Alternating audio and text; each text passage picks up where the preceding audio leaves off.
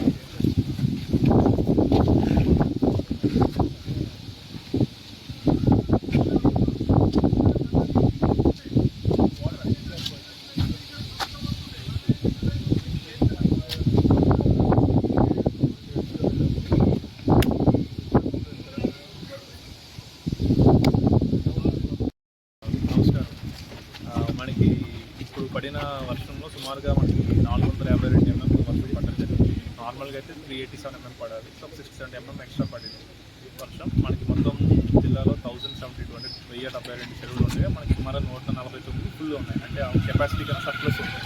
So as of now bund strengthening కానీ అవన్నీ కూడా ముందు చేయడం వల్ల యాజ్ ఆఫ్ నౌ ఇష్యూస్ ఏమీ లేవు.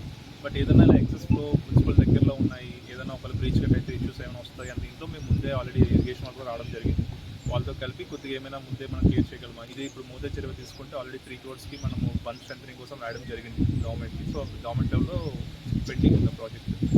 ఇది కాకుండా కూడా యాజ్ ఆఫ్ నో కండిషన్స్ అయితే వేరే కూడా చూస్తూ ఉన్నాం.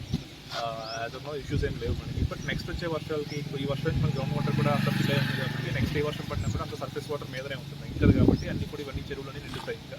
సో ఏ డ్యామేజ్ అనేది కూడా ముందు నుంచి ఆల్రెడీ టీమ్స్ పెట్టడం జరిగింది. బండ్ ఎక్కడైతే కొద్దిగా వీక్ ఉందో ముందే మనం precautionary measures, bund strengthening measures కానీ లేకపోతే కొద్దిగా మత్తడి కొద్దిగా కట్ చేసి ముందే బయటకు పంపించడం కానీ తీసుకుంటాం. ప్రాజెక్ట్ ఎట్లా